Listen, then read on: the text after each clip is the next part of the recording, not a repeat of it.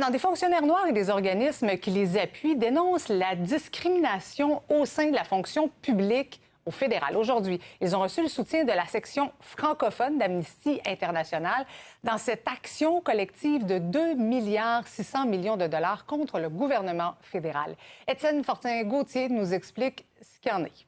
Et bien qu'elle représente approximativement 3,8 des fonctionnaires fédéraux, les employés noirs représentent seulement 1 des fonctionnaires au niveau exécutif. Une coalition d'organismes qui s'agrandit aujourd'hui allègue que le gouvernement fédéral laisse aller des gestes discriminatoires contre les fonctionnaires noirs et limite l'avancement des personnes noires, notamment dans les postes de haut rang où ils sont sous-représentés, confirment les statistiques.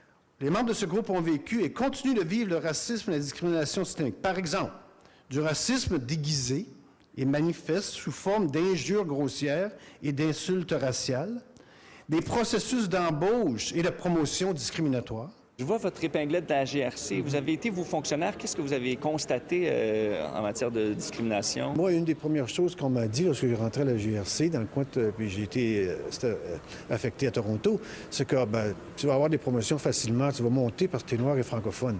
Cette étiquette qui nous affixe, qui nous appose, en disant que la seule raison pour laquelle vous avez été embauché, c'est parce que vous êtes noir. Vous voyez, alors on diminue les compétences des individus et ça fait des contre-coups pour ces employés-là. Pourquoi la section francophone d'Amnesty International se joint à ce combat-là aujourd'hui? Il y a une méconnaissance à la fois par les employés de la fonction publique noire au Québec ou francophone ailleurs au Canada, mais aussi de la population francophone et donc de la population du Québec, de l'existence de ce recours-là. Les concitoyens ou concitoyennes noirs ou racisés peuvent plus se contenter d'un petit peu. Parce que vous avez été haute fonctionnaire, même à l'étranger, avec les affaires étrangères, mais vous dites que vous avez vécu quand même la discrimination. Oui. En tant que femme noire, on n'est pas vraiment beaucoup. Donc, j'étais très fière d'être parmi celles qui étaient sélectionnées. Mais il y avait des affaires comme des tâches qui étaient à haut niveau, des tâches consulaires qui m'ont été données sans la rémunération. Alors là, je voyais mes autres confrères qui faisaient du travail par intérim, mais qui se faisaient rémunérer, qui n'avaient pas de problème. Une autre illustration du racisme systémique dont vous dites avoir été victime, c'est un cadre que vous avez reçu. Montrez-nous-le. Donc, c'est un cadre que j'ai reçu for Employment Equity. Donc, c'est signé par les sous-ministres pour mon exceptionnelle performance. Mon nom, c'est Jessica Lumumba. Mon nom, c'est pas Jessica Luamamba. Je leur ai demandé à plusieurs reprises de corriger ce nom-là.